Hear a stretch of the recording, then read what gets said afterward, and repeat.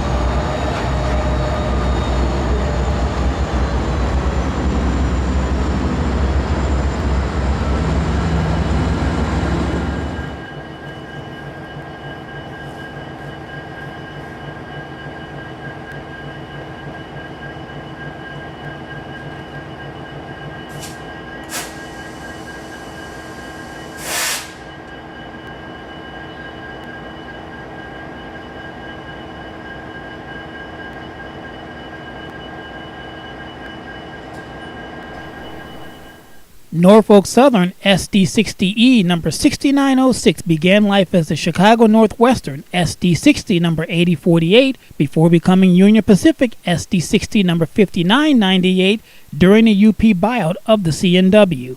It was sold to Helm Leasing, where it kept its UP road number before being sold yet again, this time to Norfolk Southern, where it was numbered 6546.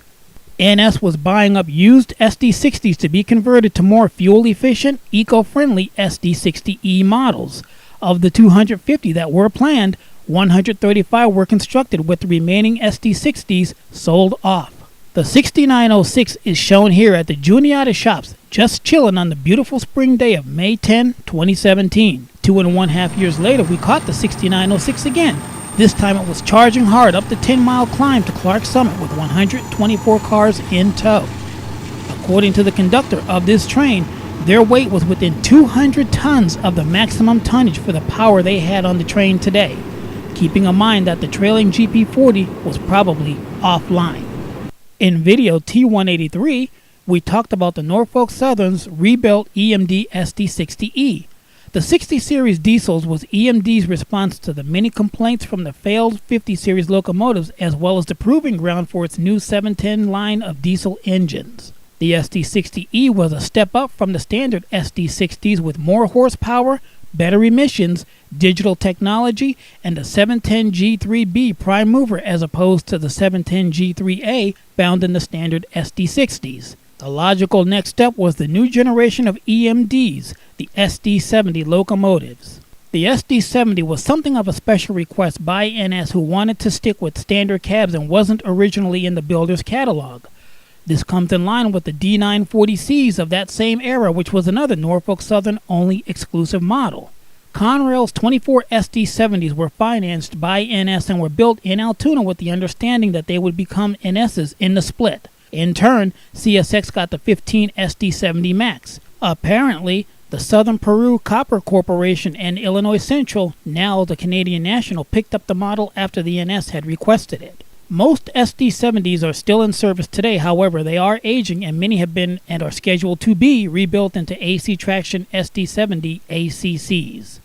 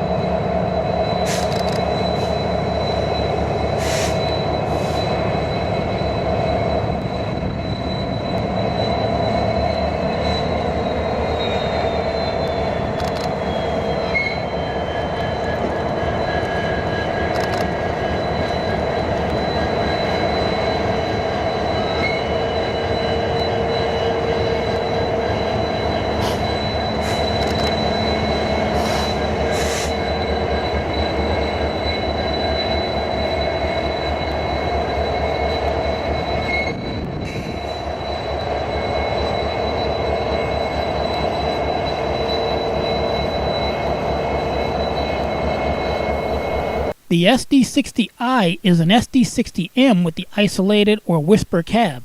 It's fitted with the cab that is isolated from the frame of the locomotive with rubber gaskets, which reduces noise and vibrations from the prime mover. Spotting an isolated cab on any EMD is easy by the seam that runs across the nose and on the long hood where the cab connects with the body. Only the Canadian National bought the SD70i, having 26 of them in total.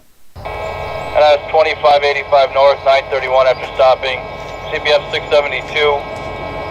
Has authority to pass signals playing stop indication.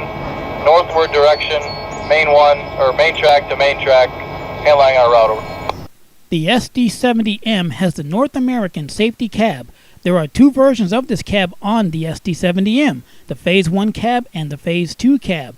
The Phase 1 cab was first introduced on the SD60M, and the boxier, angular Phase 2 cab, I call them notch noses, is shared with the Phase 2 SD90 Mac, SD89 Mac, and the SD80 ACE.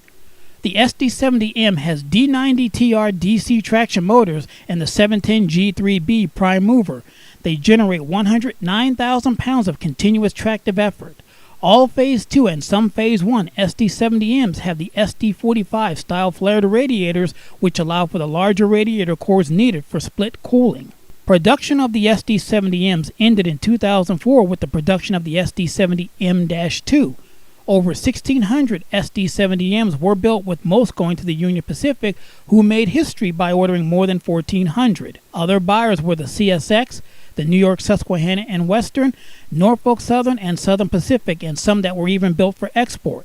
NS has recently placed their Phase 2 SD70Ms in storage for eventual sale.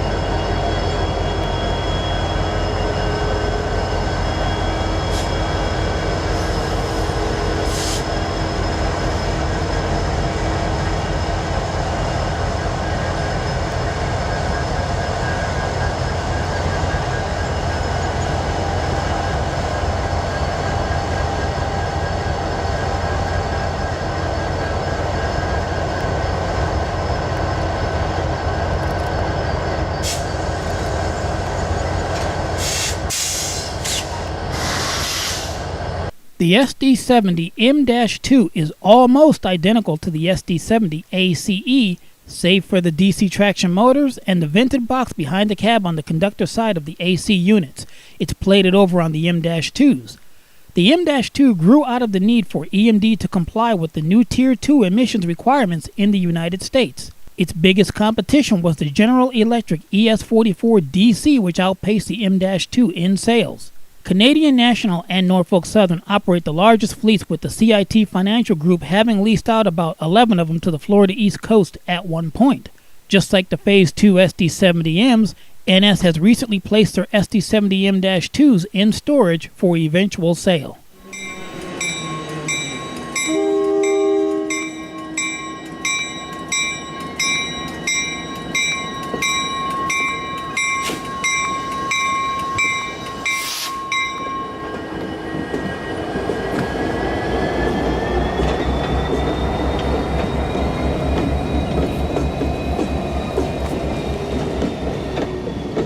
The SD75M was produced between 1994 and 1996 in response to General Electric's -944CW. They were mainly built as a special request from the Santa Fe and the BNSF, and are slightly more powerful than the SD70Ms, having 4,300 to 4,500 horsepower. They're almost identical to the SD70Ms, except for the added bulge below the inertial air tank on the right side of the unit. The SD75M only sold 76 units, mostly to the Santa Fe, who bought 51, and then to BNSF, who bought another 25 in early 1996 during the merger process. The Santa Fe's SD75Ms were the railroad's last new locomotive purchases, with the very last new unit, number 250, built in August 1995. The SD75i was built between 1996 and 1999 and has the isolated cab. Other than that, the unit is basically the same as the SD75M, as both have the HTCR radial trucks and same horsepower ratings. The SD75i was the last model that used the I designation in the model name. All further wide cabs had the isolated cab, but the model designation continued to use the M. Canadian National had 175, but now has 173. The BNSF had 26, but now has 24. And the Ontario Northland Railway had 6, but now has 5. We'll talk more about the EMD Super 70s locomotives in part 2 of this series. For Trains 21, call me AC.